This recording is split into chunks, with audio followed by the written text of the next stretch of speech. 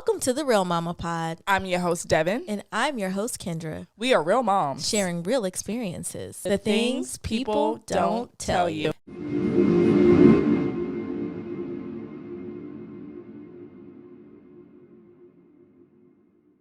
Mama, hey. Hey, Mama, hey. How you doing, friend? I'm well. How are you? I cannot complain. If this is your first time listening, I'm your host, Devon. And I'm your host, Kendra. Welcome to the Real Mama Pod. Hey. So we have a guest today, and I am super, super excited because this person beats our face almost every beat. On top of beating our face, our guest. Okay. And then it's like a therapy chair. So people say our podcast is therapy. People be coming out of the room crying and she has to redo their makeup because they had a whole therapy session, right? And so Keturah has been very special to us because she just provides life to our podcast. And to us, our face, our hair. Beauty. And she gets us, she like, you about to go out there like that? And I was like, what I need to fix? What do I need to fix? Because that's you telling me I look a mess. But she means it like it's all well. Like it's no like ill intent. She just wants us to look good. And she is the beauty behind our brand. And our guests, like they book her after the fact because that's how good she is. Yes. She is currently going viral on TikTok because she be beating her face up, child. Yes. And looking amazing. And I am so happy for her success. Yes. And I'm so happy to actually have her as a guest now. Me too. I use Keturah outside of the podcast. Yes, whenever it's I need been a long time coming because she's gone through a lot. And through that, her beauty still shines. Makeup or no makeup.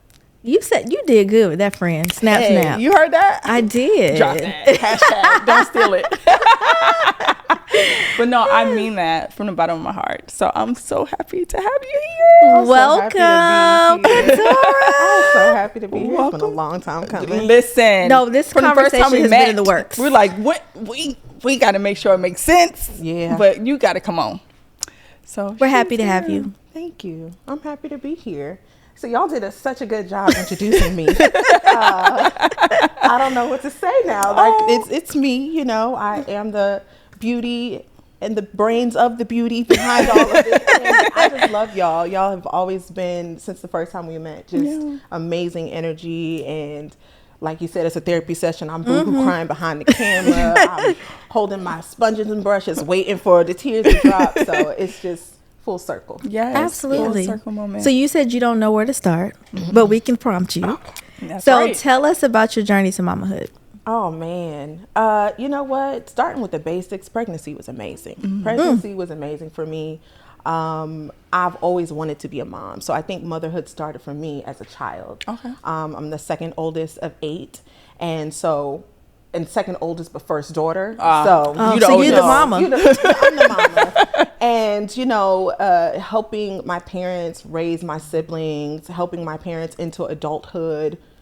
It's almost like now I'm raising my parents. So it's just, I think that's where mamahood started for me. But in my own individual family and tribe, my first pregnancy was amazing. And it was amazing more in the experience of pregnancy. I think that, you know, things started to dwindle down at some point, but the overall pregnancy, delivery experience, I was completely hands-on. I've been obsessed with motherhood since I was like a kid. So like TLC, how they had that show where the moms are pregnant and you follow their journey. I used to watch that as a kid. What's the name of that show? I remember. This brain is too old. Man, that was my show. Like, love it. So much so that I originally went to FAM to do to become a midwife and help people deliver babies.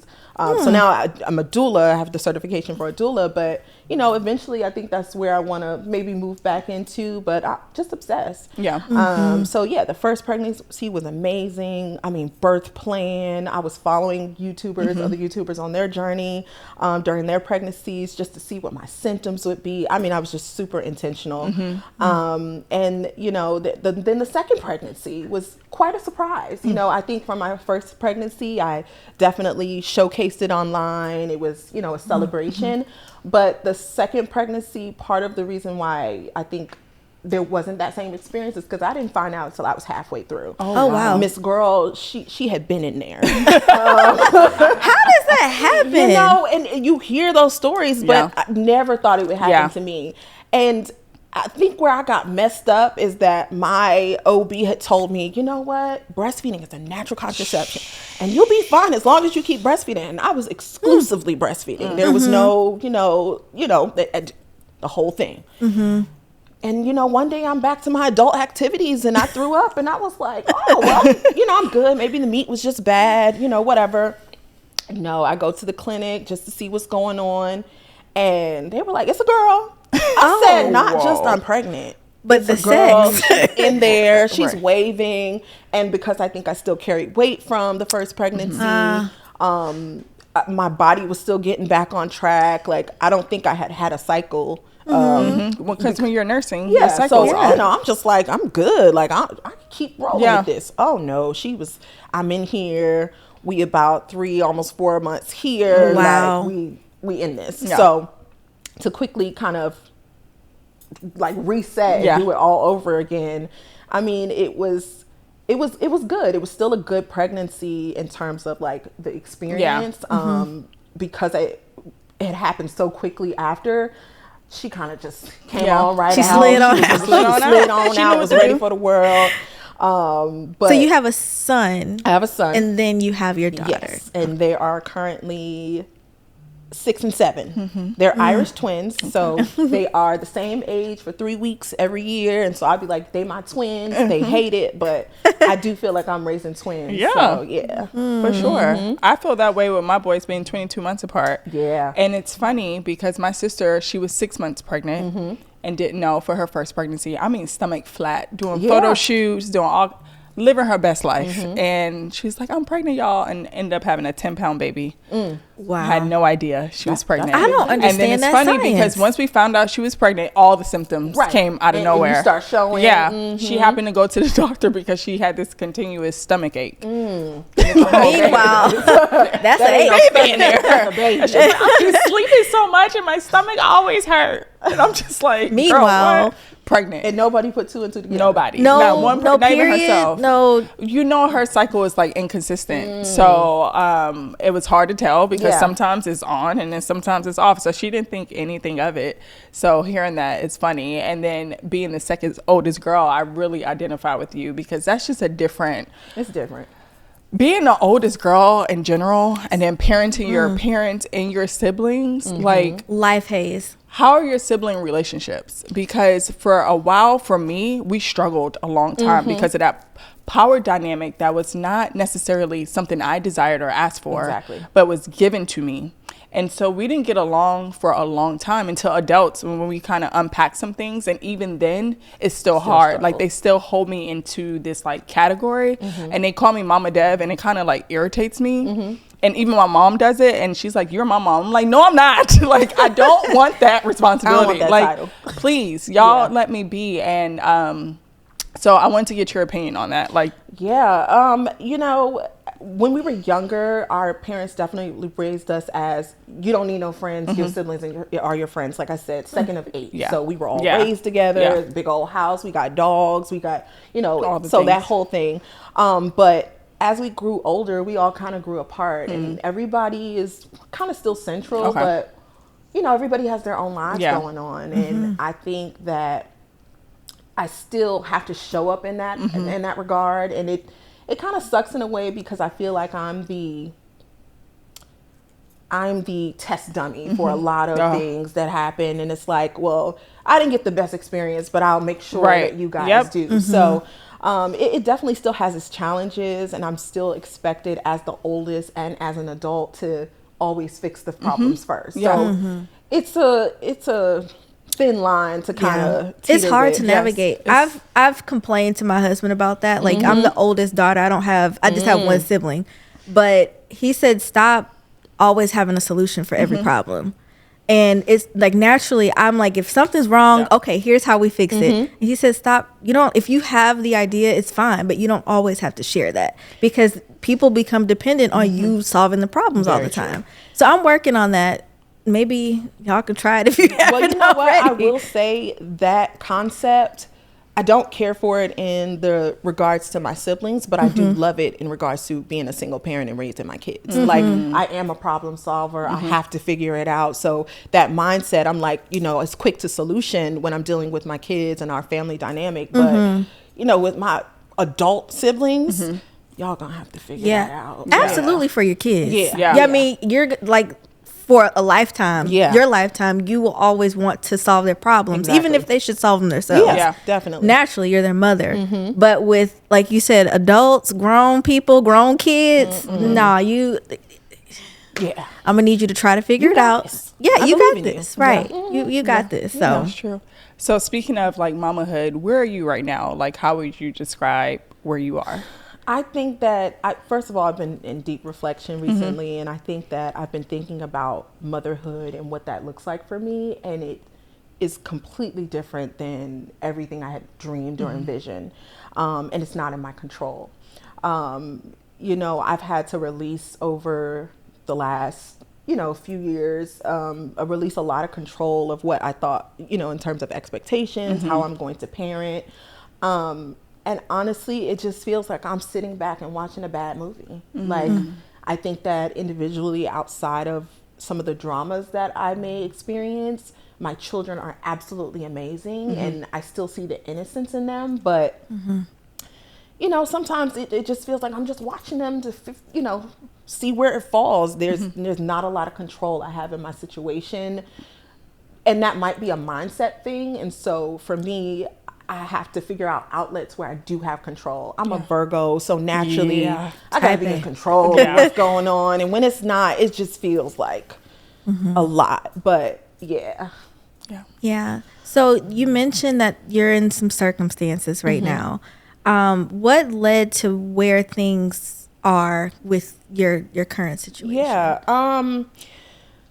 So with my kid's father, it was a long-term relationship, but it was also my first relationship. It was out of high school, you know, just, it was my first everything. So I don't know any better. I don't have anything to compare it to. And as a child, I was very whimsical. I was very, oh, this is a fairy tale, and this is going to be like perfect for the rest of my life. The selling point was his family. They were just absolutely amazing. And so I thought I could make everything work. But how we got here is I stopped being a pushover. Yeah. You know, I stopped allowing someone to tell me what to do. And with a younger mind, I thought that's what you were supposed to do. And I can't really say that's necessarily was my example fully. But that's what I wanted. I wanted a leader. I wanted, you know, somebody I could follow. And so I had to stop being a pushover. And when I stopped and I created boundaries, we ended here. And I can't even say ended because it's still going on. But that's how we got here. And what exactly is the circumstance right now? So currently I am in a custody battle with over the custody of my children. I currently have full custody of them, full parental custody over them, but there's visitation involved. And we have like equal say of certain things. But so I have full custody over them. Every other weekend they're gone, and you know we get a little break. But currently we're in court, and he wants to take full custody. He that's just what it is. Yeah. I can't say I know where it comes from. There has been like family changes, so it's like that could be a thing. But also, like I said, I think it just stems from me creating boundaries and saying like, hey, you can't just do what you want to do, or I do have a say, or I'm not going to just allow you to disrespect me. And so when I started putting my foot down, then I started getting pushback. What would you say prompted your voice, right? Do you feel like, and this is me kind of like just thinking back and reflecting on everything you said, how you were brought up and all these other things, because I kind of identify with that. Like, want to just have somebody else kind of make decisions because you always had to make decisions, right? But then you realize like, damn, I do have a voice and my voice makes sense. So now I need to kind of not stand up for myself, but like, no, I don't like that. And I don't want to do that. So where do you think the shift or the transition happened to where it turned into like, okay, we can no longer be together because I can't necessarily follow you anymore. You can't respect me as your spouse, right? Because I feel like in a relationship, it should be a partnership. So yes, you may lead in some ways, and in some ways I may lead. But at the end of the day, we come together. It don't seem like that was happening. And so that kind of caused a shift. So where in that part of your relationship that shift happened? So I think it was a gradual like notice of just disrespect. Because I was a pleaser in so many ways, I just kept my mouth shut about a lot of things. Like I said, I had a great dynamic with his family, and so I was using his mom as a sounding board, who had kind of a similar experience with his father, and so it was like, okay, we got something to relate to, and I can take her advice. But when I realized like the lies started, and it's like lying to other people about what I was doing and what my kids seen, specifically the change happened, and honestly it was a combination of things, but when it came to the kids, I remember my son, and this is when he was like maybe 3, 4, and he came to me and he was like, his father was coming over, and at the time I was still allowing him to come to our house, and he came in, and you know, he's doing all the things that just aren't within our relationship boundaries. And my son goes, "Ooh, you're loving on mommy the way you love on someone else." And I was like, oh, that's not okay. That's not okay. And you know, I'm a person who is open to a lot of different things. So I was like, okay, well, maybe do we need to have another conversation? Like, are you maybe poly? Do you maybe, you know, because that's a different conversation. That's a different thing. But if those are not the things that you subscribe to, but this is what my children are seeing, and we there's no real conversation we can have about it, and we lying about it, it didn't sit well with me. On top of, you know, at the time, I felt like I was a complainer. I felt like I repeated conversations to friends, and I lost friendships because of that, because I'm like complaining about the same thing. And my friends at the time were like, you realize this is what this is. Like, you realize that we keep having the same conversation. You're not doing anything different. And when I realized like, hey, I'm losing my friendships because of this, and these people mean so much to me at the time. They're a part of my village. Like, I love these people, and they're pulling away from me because of my actions. I was like, something has to change. So that definitely sparked me saying, okay, enough is enough. Let's have a conversation. And I just put my foot down. I said, it's just, we can't do this anymore. We can't do the back and forth. And around that time, another dynamic was introduced of spiritual manipulation, and saying that, you know what, I had a dream last night and God told me to get my family back. Gotcha. And my response to that was, God didn't give me that. Ain't nothing wrong with that. He didn't give me that. Matter of fact, I prayed to God, and then we immediately got into a car accident. So I was like, it was just too many things that many signs, and it was enough for me. It was enough. And I was like, you know, I think that the way that people behave in life always comes back around. I don't want to be in the way of your karma.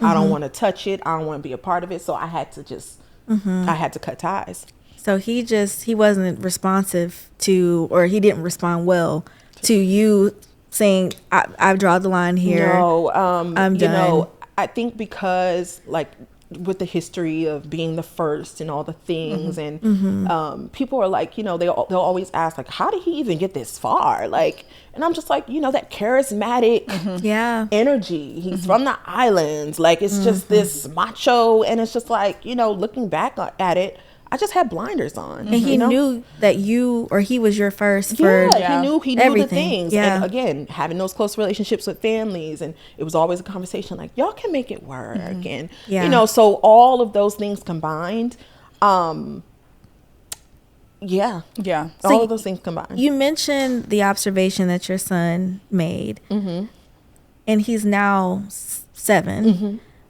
How, and your daughter's 6, like, how are they receiving where things currently sit with you and their father? Well, to be honest, because it's such a delicate situation we're in with court, I've never been the type to try to prompt my children or have inappropriate conversations with them. I want them to stay as innocent as they can possibly be. So I don't try to try to have conversations that may sway their opinion about things. It's more about how you feel, how is anybody treating you, and you know what those conversations look like, and allow them to come to me about it. Oh, I lost my. It's okay. I'm losing my train of thought. It's okay. How are they dealing with it, right? Yeah. They were previously in therapy. I thought it was important for them. I was seeing a lot of behavioral changes, more specifically in my son. I think that boys just naturally take after their dads. And so because dad was always in front of the children debating everything I said, my son started debating. And if mom's position is different than dad's position, then we got a problem. And so I was like, okay, we need to go ahead and introduce therapy. And I reached out to the school to see what, resources they had. And apparently the other parent did too. So we, got that working, and they were fully functioning in therapy. We're getting it together, and then he just pulled them out.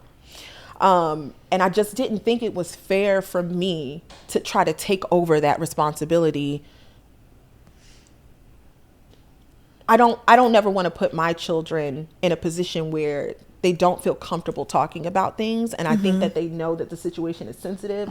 So it's like, oh, I can't say I miss daddy. Even though it's not a reaction you're going to get from me, but it's sensitive, Yeah. And then shortly after that, there was a huge change with my son's physical appearance. I sent him away one weekend to go visit dad.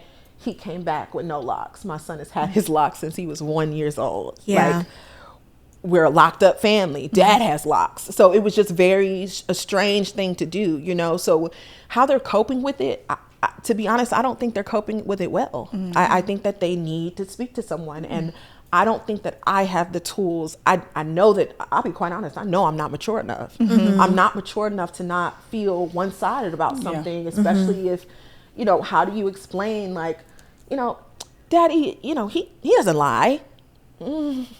Yeah. I can't say, so I allow them to come to their own conclusions. Because, for example, with the hair situation, he was told that I said it was okay. So it was like, well, did he lie? Yeah. And I said, well, you can come to that conclusion on your own. Yeah. I can't give you the words. Like, I just never want to be that person. Were you honest with him and say mommy did not? I said mommy did not. Okay. But I'm also not introducing you to adult conversation, because all of this was written. This was all written conversation. Yeah. So I don't want to have, and it's just a very delicate thing. Yeah. It's very delicate. Yeah. Oh my gosh. And so there was no permission asked from you, no heads up. I was told afterwards. I was told that, hey, me and our son came to a decision, and it's a hygiene thing. And I'm just like, but he has locks. You could have taken him to your loctician. He has locks. And we had previously spoke about this. A couple years ago, he had introduced the idea, and I was like, no, because it was a maintenance thing.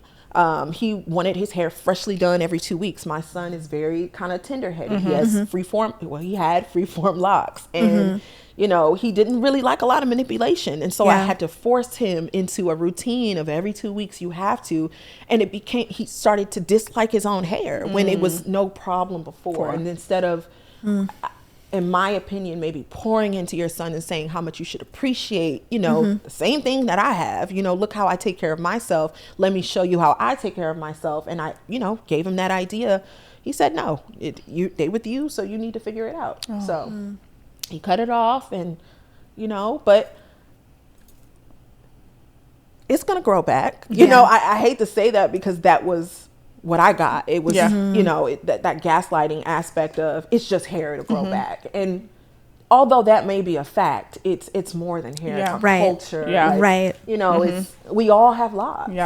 So, and it's the principle too of not having to say, being his mom, and not being included in those conversations. Definitely. So, and that's a big decision. That's a big decision, especially and, just culturally, we just do things a little differently. I don't know how other people do hair, but when you cut off your hair, you're supposed to take that home and burn it. You're not supposed to just leave it at the barbershop. It's just certain things are just not respected. And all, unfortunately, in the name of God, on the other end, that spiritual manipulation, even so much so that those are the conversations I'm having with the kids. Yeah. Like, do you believe in Jesus? And you don't have angels watching over you because that's what Dad said. So it's just, how am I He's supposed told to? the kids that angels are not watching over you.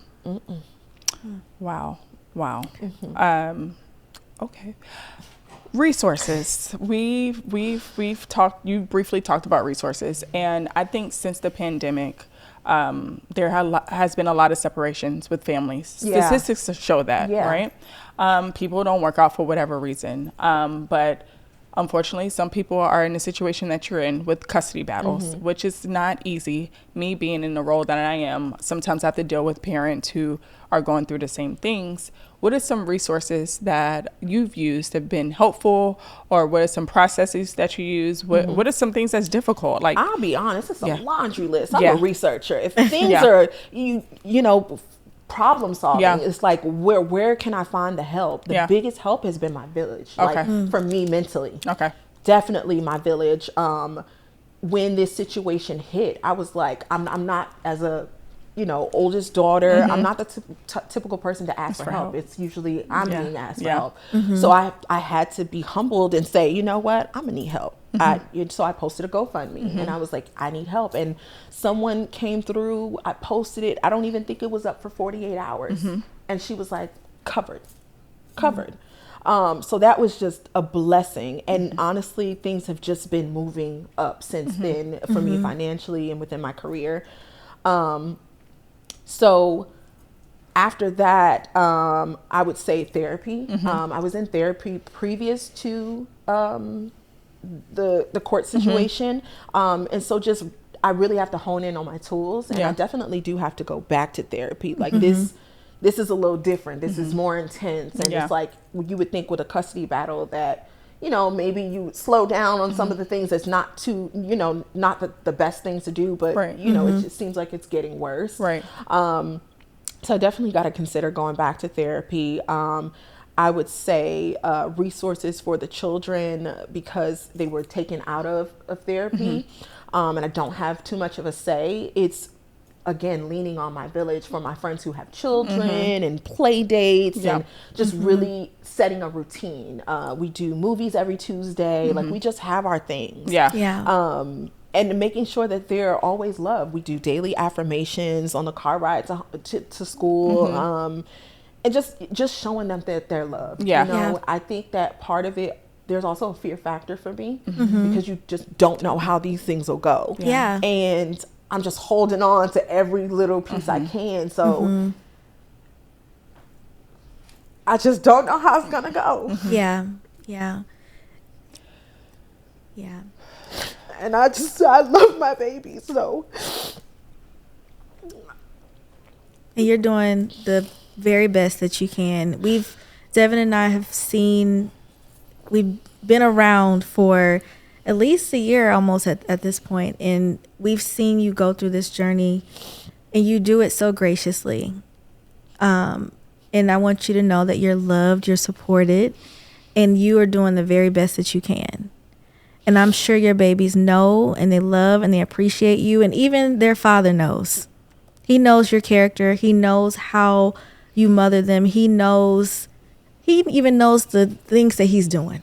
Right? So we're not going to go down a rabbit hole on him, but I want you to feel affirmed in knowing that you are doing your best, and God has you covered. Those angels that he spoke of that didn't exist, they there. Okay? Yes. They be watching over me. They don't play. They don't play about you. Blessings, honey. God does not play about his children. So we're not even going to go down that hole. But I hope you know that you have us. God has you. And y'all are going to be good. You will be. You and your kids, y'all are going to be good. Okay? I will say, ever since this happened, I didn't have the resources when it just came out of nowhere. I just didn't. And so I stopped and I prayed, and I said, man, listen, I can't control none of this. I'm going to have to just give it up. And I have been walking in faith this entire journey. Amen. I don't know how it's going to come, where it's going to come from, how I have the energy to just get up every day, because, you know, when I originally started therapy, I was dealing with the after effects of postpartum depression.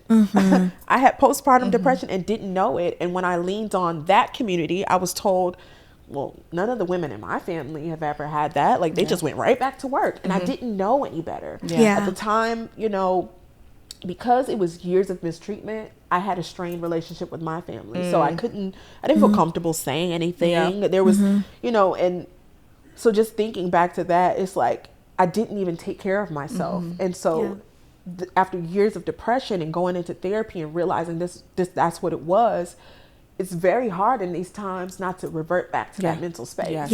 Like, God has, when I tell you, and this is a lived testimony for me, God puts you in places that requires you to only lean on him. Like, that's all you got. You have your friends, you have your family, you have your village, but they cannot fix your problems. All they can do is support you in whatever circumstance you're going through.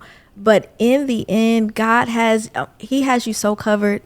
There are things that he has prepared for you that you have no idea about. So you just claim all that.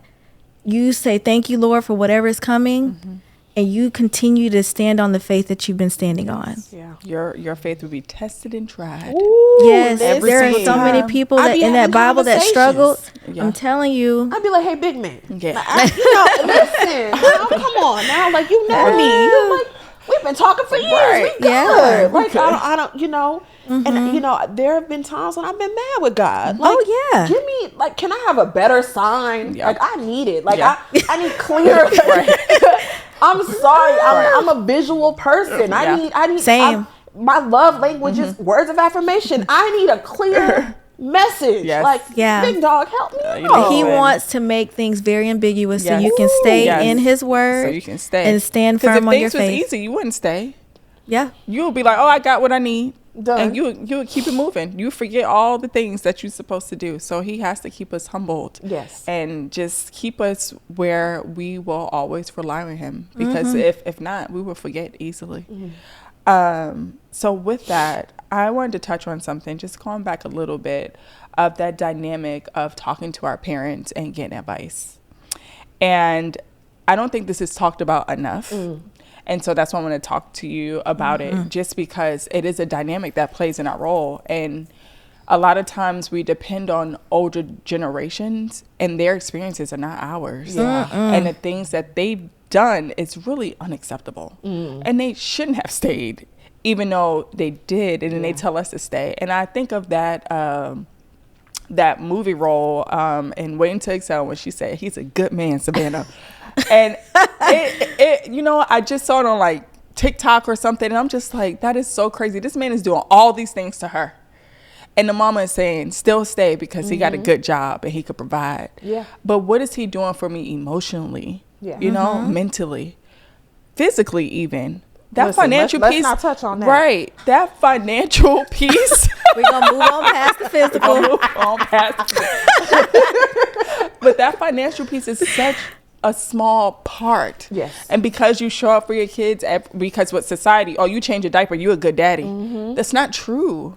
That's not true. You're being a dad. You're being a dad. You're being a parent. Right. You're being a parent. Because I don't get a round of applause for changing a diaper, burping a kid, nursing, nothing. You're supposed to do that. And it's so crazy. And I know I'm going on a rant. I'm going to stop so you can answer the question. But Jared and I, we could be in Home Depot, right? I'm struggling with the carts. Nobody stopped to help me and say, good job, Mom. You're doing great. You're in Home Depot looking for something. And I'm going to say Lowe's. Scratch Home Depot. Okay, Lowe's. Okay. Lowe's. I'm in Lowe's. Okay. Repaint the picture.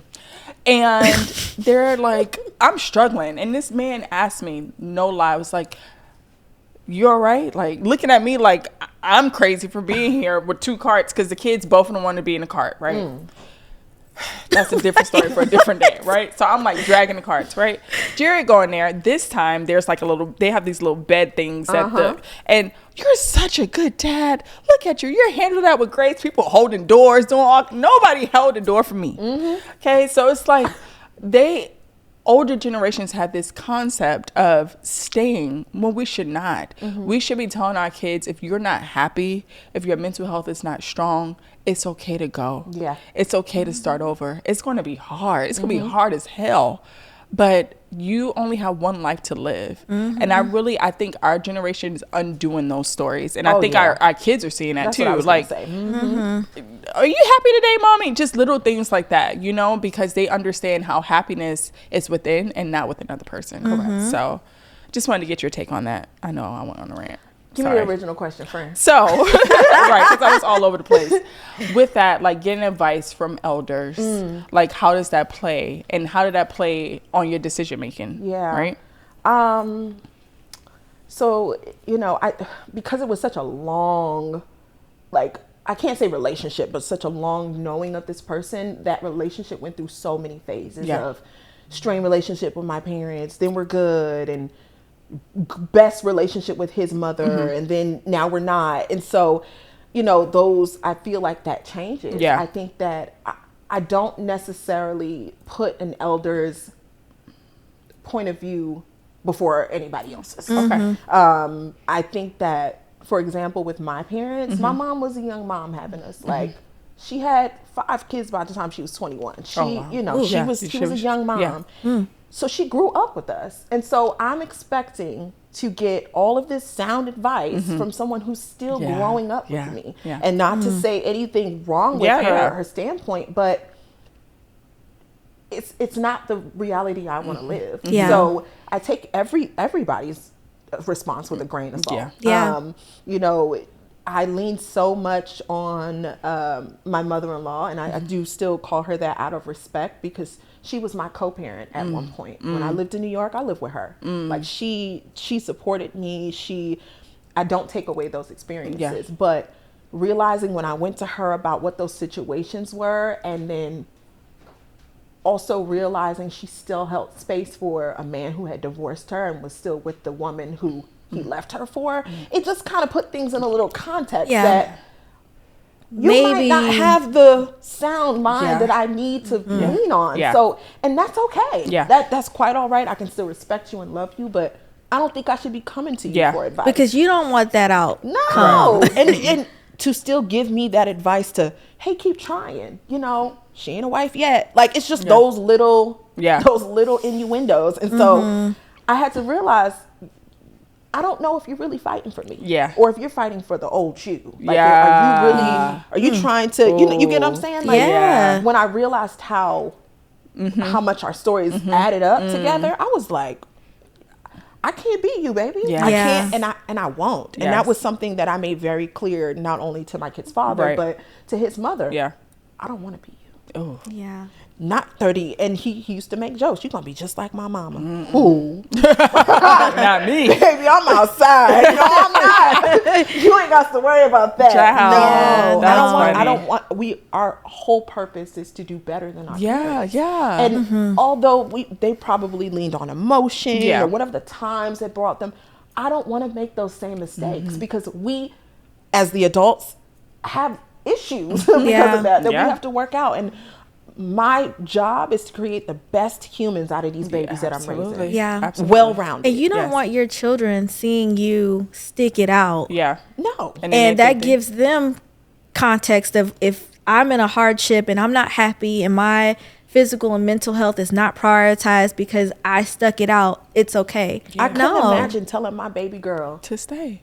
Girl, what the hell? Because we pulling up together. We pulling up together. He did what? He said what? See, and I also was raised on a slightly different dynamic. Like, my mom, there was a period where my mom kind of coddled my brothers, and you know, they all. Oh, baby, that ain't no period. That's a different podcast for a different day. But I will say, with these boys, she has switched up in her older years, where she don't accept any of her sons half stepping. Okay, that's good. She don't accept it. Like, if my brother does something to his wife that she don't like, she calling him out on it, and I'm not messing with you until you figure it out and you get it together. So you know, people will often say, you know, based on the relationship or the non-existent relationship I have with my mother-in-law now, like, oh, y'all was so close, you know, but that was her son. That's her son. Like, she's supposed to. My mom ain't like that. Right. She will cut her child off. My mom raised me with, we are women first. I love that. We are women first. Any woman who comes in that it's related to, you know, with any of my brothers, she will say, hey, baby, listen, let me talk to you. You sure you want to do this? Yeah. Like, I'm a woman first. That would be me. I feel like that would be me. Like, you're not about to be out here. We need to hold these men and boys now accountable. We definitely need to break that generational whatever it is, because my brothers can still do no wrong in my mother's eyes. Like, that's my greatest fear. I'm like, girl, he said he did what? Let me have done that. You've been sitting up here giving me a whole lecture. But my brothers cannot do any wrong when it comes to my mom. Same for my brother. So, but I'm like, not sis, these boys. Not you don't boys. treat me the same way. No. We got to do better. Like, I just, my greatest fear is raising a son I wouldn't be proud of. And, you know, putting all the facts on paper, I don't know if anybody would be proud of all the actions that my kid's father have actually taken. And I don't think they have the full story. Yeah, they probably don't. I think that, you know, it's all warped. I'm not a part of it anymore. Right. There's no narrative for me. So, you know, it's just, you can only go off what you know. But I don't think they would be proud. I don't. I would hope not. You know. Or they'll find a way to make an excuse, unfortunately. Depending on her age. They would She probably would, but still. Yeah, you know. Unfortunately. So as we wrap things up, and we focus on you now, how is your physical and mental health? Mentally, you know, I'm going day by day. I am. I'm trying to use the tools that I learned. And like I said, I'm in search of a new therapist. So we'll take it there. But it's really, I have leaned so much on self-care. So much on self-care. Girl, you look good. You're glowing, honey. You're glowing. I go to the spa. I got a spa house girly nanny. Y'all better get y'all one. Let me tell you, I had got that from my good girl Samaya. Right? She has said, I don't remember when I was watching her or something, but she was saying the little things of self-care. She's like a housekeeper. And I was like, a housekeeper is expensive. No, it's not. No, it's not. Not if you get the right one. Yeah. Not if you budget for it. So I love like the simple things of the self-care. One of the biggest ones has been my weight loss. For years, and I know people on the outside be like, girl, what? Like, but I really thought I was a big girl, like big bone, like just big girl. Big bone. Big, you know? And so I was like, you know, for years I wanted to get my weight together.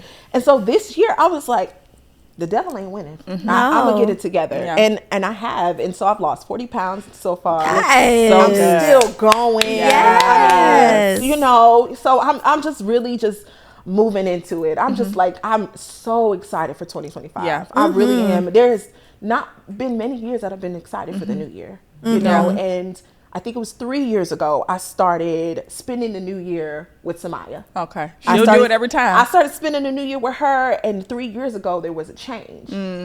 3 years ago this year, there was a big change. And she's like, just come to Tallahassee. And I'll be quite honest, she was friends with me longer than I was friends with her. So I'm like, you want me to spend, you want me to spend New Year's with you? But it was the most validating experience I had. She would do that. I had, and I was like, every year I gotta spend a new year with her. I have to bring it in. Like, even we have our kids, our schedules are aligned. It's just such an alignment. She has the ability to speak life into you in all like things. Me and Devon have these concepts. She said, oh, you can do this, you can do that, and she just brings so much life definitely to all the things. She just spruces it up every single time. She's like, light. That's good, but if you think about it like this, and then this, and then you do that, like this, then you get this. So, like I was saying, the new year, I'm just really excited for it because this year I could not have imagined all the things that I've accomplished. Like, I never thought I would lose weight. I never thought I would be going viral on TikTok. I never thought I would make money from social media. See, that's God showing up for you. God showing you that He's still present. Showing up. Yes, I got it. Right. Yes.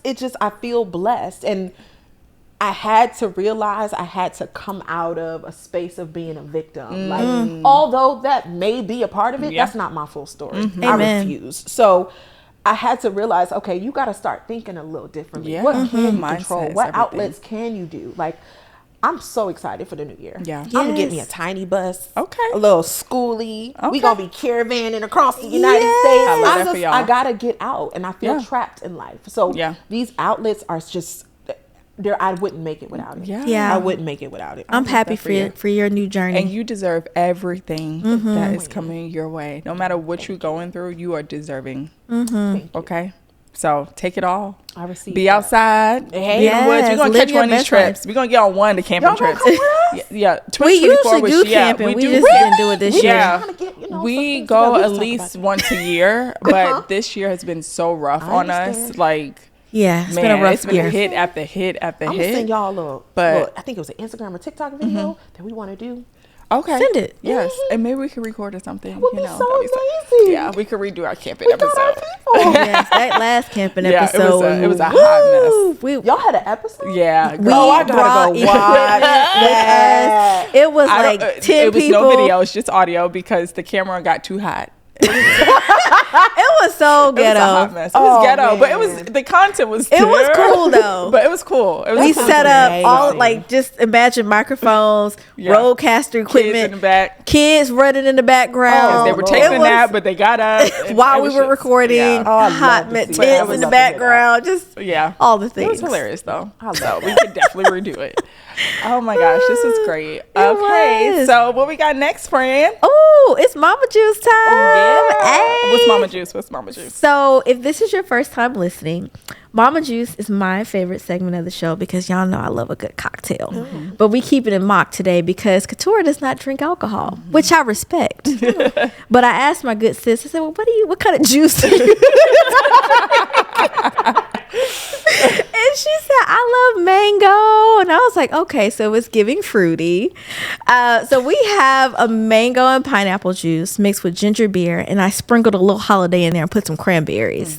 So it's good. It's real cute. So this drink is called The Battle Is Not Yours. It's the Lord. We drinking our mocktail for the Lord. Yes, we had to make it a little clean. It's a little water right now, but you get to get to it. But seriously, it's a good drink. If you want to make it a cocktail, you can add a little gin or you can add some rum. This would be a good rum drink. Yeah, I think rum. Let's go with rum. Okay. You can do a white or a dark rum. It doesn't matter. But yes, I'm mad at it. You know, I like a little flavor, but like drinking is just, it's not my thing. I realized when I went to college that I only started drinking because other people were drinking, and I was like, I actually don't like the way it tastes. Like, I don't like the way it makes me feel. And honestly, on my weight loss journey, there's a lot I can't handle anymore. So alcohol is one of them. It just turned me right around. So and as we get older, alcohol, like our body reacts to it differently. Like I don't drink as much as I used to. And I noticed too, like you have to buy the high quality stuff for your stomach to like handle. Expensive habit. Yeah, it's expensive. It is an expensive habit. Yeah, I don't really. I've never been like a. It is, I do know. She got a whole bar. So there are only certain. I'm not there. I'm not going to call out the brands that I don't. I understand. Because you never know what kind of blessings may come. But to my blessings. So if this is your first time listening, Mama's Corner is my favorite segment. And so this is our opportunity to connect with our guests further or to ask a question from what you guys wrote to us via email. If you want to write us, you can email us at mama@therealmamapod.com. But I want to close out with some words of encouragement, okay? We're ending on a positive note, because we're going to always turn a negative to a positive. Every time. Okay? Every single time. And so what are some words of encouragement? Because when I think of this episode, I think of 3 women right now that I know that's going through something very similar. And so what do you say to them, Mama? Faith is number one. That's the first thing that comes to mind because that's the thing that has gotten me where I am. Trust in your instincts, trust in your inner self, doing the work, not slacking. I think that was my downfall of just slacking a little bit. Like, hey, it's gonna stop, so I don't have to say anything. I don't have to tell anybody. Like, I'm embarrassed, so I, just staying on your P's and Q's, and it's work. It's more effort than this whole journey is supposed to be, but staying on top of your shit. 10 toes down. I'm gonna say that with my staying on top of your shit. Look at your camera, friend. Stay on top of your shit. That's right. Okay. There you go. Yeah. And don't give up, it sounds like. Yeah. Don't give up. Definitely. There's definitely days, but creating spaces for rest. You know, I look forward to those every 2 weeks. Yeah. You know, when the house is quiet, clean, you know, it's just me and my emotional support dog and laptop. I look forward And your content. to that. What? So it's just creating a schedule, something like these things, you're so much control that you lose in these, and finding the things that you can control and you can enjoy. Yeah. Definitely leaning on self-care in your village. That was good. Yeah. That was really good. Again, we're proud of you.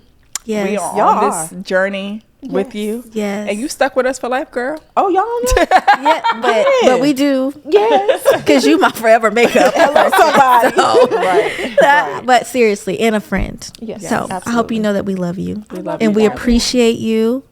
And we look forward to 2025. That's going to be a glorious year for all of us. We We claiming claiming that. it, Lord. Now, Lord, we didn't please, struggle for years. Just, we hear you. We got the faith. We hear your word. We did the work. We did the work. I've been going to Bible study every Wednesday, Lord. We are claiming good things in 2025 for all of us on this couch and in this house. Yes. Yes. Amen. We love you. We're here for you. And we know this may have been very hard for you to do this episode. But thank you for your courage, because Thank y'all I for know. Yes. And you there's did so it, girl. Yeah, you did it. You and you only did cried it. once. I just knew I was going to be crying the whole Oh, time. But man. You know, only did it I one set time. my face with that one time. I said, girl, she ain't going to budge. I know she looked all right. I was just like, I'm confident. Well, y'all makeup still look good. Yes. Still I look just good. needed it to dry up. Yeah. You did great. You still But look good. We love you. Until next time, mamas. Bye.